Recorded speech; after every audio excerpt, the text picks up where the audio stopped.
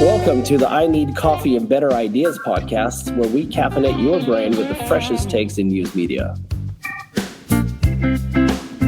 We can't look at OpenAI and say, now they need to take care of the distribution in the way that we like, because they're not going to do that.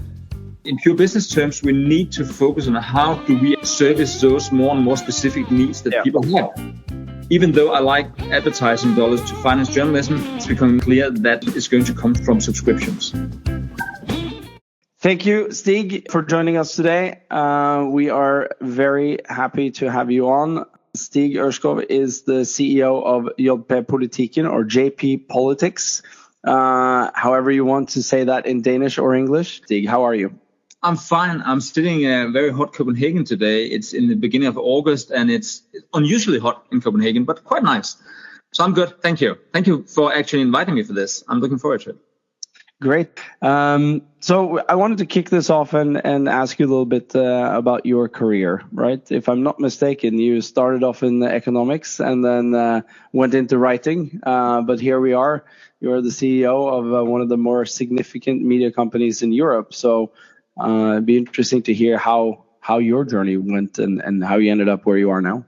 Yeah, actually, I started off as a journalist, but I became a journalist by accident because I was studying economics. And then I got a student job at a financial news agency in Denmark. And then suddenly for 10 years, I was doing financial news reporting. And we're talking the 90s, the early 90s, I have to admit. And the coolest thing about that was, apart from actually, writing about something that interested me, was that we would do it in real time. So it was like, the internet news or the digital news before it became digital. So I've been working with real-time news for, almost all of my career. And it was only in the late 90s that I changed path and I went into the paper business. But that was actually just after I established the first digital-only national news title in Denmark. What was the name of that title? Yeah, it was a terrible name. It was called Newspack. Okay. It was, I think we established it in 1999, maybe it was 2000. It was a part of an offering from the Italian internet provider Tiscali. I don't know if you remember them. I don't know, do they exist still? I'm not even sure. I'm not sure either, to be honest. I'm not sure either, but they wanted a news service on their offering in Denmark. And that made it possible for us to actually establish the first digital-only Danish news title. And it was very much inspired actually by a Norwegian media, Netavisen. Oh, yeah. Yeah. So I went to Netavisen back in 99 and got sort of, the tips and ideas to how to actually establish a national news title. It's such a great name for an online newspaper. That was our problem. Our name was not perfect. And it was very much financed by actually being a part of the service that was provided from Tiscali. But after having been doing that for half a year, I was hired by Politiken. I think, they were looking at what we were doing and saying, that kind of stuff we need to, learn more about. And with my real-time news background and have been doing this, establishing the first digital news-only title in Denmark, I was hired for Politiken. I think it was in 2001. From there, I became editor. I was editor there and became editor-in-chief. And in 2010, I was promoted to COO of the group. Politiken is a part of JP Politiken Media Group, as we call it in English. And in 2014, I became the CEO, and I've been that for more than 10 years now. So that was the story. That's a great story. Starting the first online newspaper only in Denmark is quite the feat, I would say. So it doesn't exist any longer, so it. The career you just described, there's quite the evolving, right? Where we're talking about, print and then going into the first online. And since then, the media landscape has changed drastically. Over the last, I would say, 9 to 12 months, we've seen OpenAI and other AI companies coming into the media industry. And there's no secret that there's been other big tech companies coming into the media industry as well over the last 10 to 15 years. and with some varying degree of trust, I would say. Where do you put OpenAI right now in terms of, one, importance for the media industry, but also, should we trust them? Can we trust them? As I see it, what we're looking at right now is like the third revolution, or the third big disruption to the media industry. First, we had the internet coming, then we had the smartphone revolution, and now we're seeing the Gen AI revolution coming. So, I mean, in terms of importance, I think we can't in any ways overestimate the importance of what we're seeing right now. And I have to say, basically, I'm totally excited. What we're seeing now is like a breakthrough of AI, and we now actually have, the possibility to make great use of it. So in our company, we have been intensely focusing on how we can actually make use of AI. So already 4 years ago, we established our AI unit.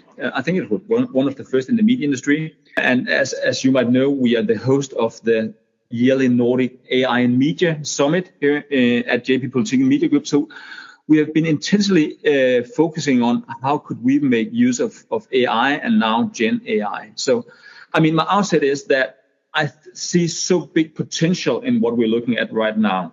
And then, of course, once again, first we had, the big internet players. That was primarily the internet providers that actually came in and became a part of our distribution. Then we had, with the smartphone, and as a part of the first revolution, we had, the big actors, Google and the social media, the search and the social media actually coming in and disrupting our distribution.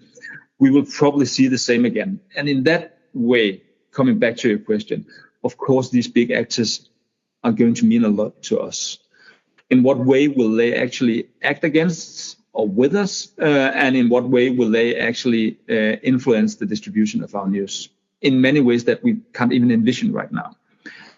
What I see right now is that because it is the third big disruption, media companies are aware that they should be aware. What we see now is that almost all over the world, media companies are actually now thinking about how they should create a relation with these companies. Yep. And that could be either, a direct relation. That's primarily for the biggest actors like, News Corp, Spring, and that type of players. A bit smaller actors like us, we need to team up with our colleagues. And that is what we're seeing in a lot of smaller countries, especially in the northern part of Europe. So we're creating alliances where we can actually negotiate with the big players. Makes a lot of sense. And I think that's the important thing here. That gives us a stronger bargaining position. We need to have a bargaining position because we didn't have that with the first two revolutions. We were just, looking at what Google and Meta was doing, and we sort of had to, just to react to it. We were not proactive. And I see we are that now. And by that, I'm also saying that we need to be that, because if you knock on the door at OpenAI, the news medias are not the first they're going to open the door for. We're just a part of a much bigger ecosystem that they are actually engaging with. And we need to be aware of that. We need to be aware that even though we think that what we do is the most important in all of the world, it's not the most important for them. We're just a part of that. And when we started talking with Google and Facebook in those days, they didn't pay much attention to us. And we took that down as arrogance, and they didn't understand us. But they didn't just didn't know what to do with the media landscape. And we have to be aware that we have to teach OpenAI and the other players what kind of relation that we should have with them before we actually start to discuss whether we can trust them or not. Because it's very early days, and before we start saying that we can't trust them or should they be distrusted, I think we need to engage in a dialogue with them in order to find out how should the relation between them and us be. That's a refreshing look on this, and I think I'm very curious to see how this evolves, what it turns into. This has been the topic for every single conference, right? I believe you were on stage at one IFRA Copenhagen at that conference. I didn't count how many talks were about OpenAI and AI in general. There was no lack of it, right? And I think OpenAI was invited to speak at your event in Copenhagen as well. And actually, Ben IFRA, which I'm the vice president of, we have made a cooperation with them in order to teach smaller newsroom how to actually take advantage of Gen AI. I think there has to be a relationship on some level, right? Yeah, it doesn't make sense otherwise, because what they're doing is giving us, tremendously new tools that we can make use of in order to improve our products, in order to improve the way we actually distribute our news to our users. And I think we need to be curious, but of course also, skeptical is even, it sounds too defensive in how I would like to put it, but we need to know the value of what we're doing and have, a reasonable dialogue with those big players in the AI industry in order, to get the right relation. I think there has to be dialogue on some level. I'm always just curious what's their angle after Google now coming out and saying that they're not deprecating the third-party cookie after all, and with history in mind. But I agree with you. Dialogue is healthy and educating. I think actually you're the first person I've heard say that, where there's an educational level to this. And that's an interesting take because, like I said, I haven't heard any other media leaders use that expression in my talk. Then I think we need to be extremely aware that in order, to actually gain value from what we're doing, we need really to think about how can we keep a direct relation to our customers, because I think that was one of the gravest mistakes we did in the first era of the internet, was that we were not aware enough of how important it is for us to have the direct relation. We were actually looking at how we could take advantage of the platforms and what we did in the first stage. I mean, looking back to the first decade of this century, I mean, that was like, for us, it was like a gold rush. It was new distribution channels. We could use the platforms. We could engage with users that we haven't engaged with before. And then we found out, hey, we don't have the direct relation. And then we became angry with those that had the direct relation because they had other priorities. And we can't think like that. We need to be sure to have our own direct relation. I think that's the most important thing is here, that we can't look at OpenAI and other actors and say, now they need to take care of the distribution and do it in the way that we like, because they're not going to do that. So we need to be, at the same time, curious and open and constructive dialogue. At the same time we're doing that, we need to take care of our direct relations to our own users, especially because what is becoming more and more clear, even though I like advertising dollars to finance journalism, it's becoming more and more clear that the real basic fundamental financing of journalism is going to come from direct relations, and it's going to come from subscriptions. And you only get that when you have a really strong relation to your end customer.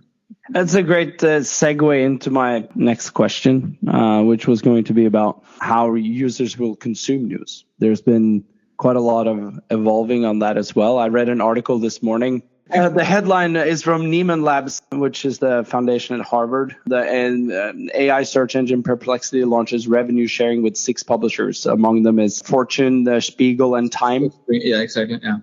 And advertising dollars and how they will revenue share on that. And it's clear when you read that, and obviously clear when you go to these conferences and you read other articles, and you just see where the industry is going, that consuming news on several platforms now, it's changed drastically. I know with myself, every morning I wake up and I have Google alerts on my Google Pixel phone, and I go to work. I have my routine where I read the same news outlets every morning. I'm sure people have different kind of habits, I would say.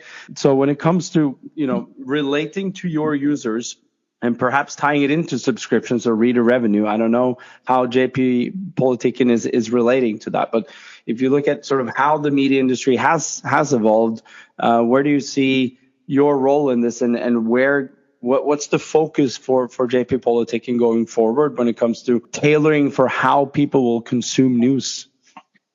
Our core focus is the direct relation, and building on that with content that actually is differentiating from what you can get elsewhere. And that is easy to say. But I think the fundamental thing is that commodity news, general news coverage is going to be less and less valuable. So you really need to up your game in order to be relevant for your customers. And in order to do that, you need to be very aware of how you can actually differentiate from the other offerings in the market. And you have to be aware that, as you said, people consume news in so many individual ways that there is no one size fits all. So all your content needs to be of a quality that when you meet it, you can see that this is a particular piece of content that comes from that particular type of media with that particular type of DNA in it. It's easy to say this. It's really, really difficult to do it. But what we're seeing now, especially also with Gen AI, is that what we, with a broad term could call commodity news is going to be even less valuable than it has been before. So you really need to be aware to raise the quality of what you're serving, not just in the single piece of content that you're making, but also in the way you distribute it.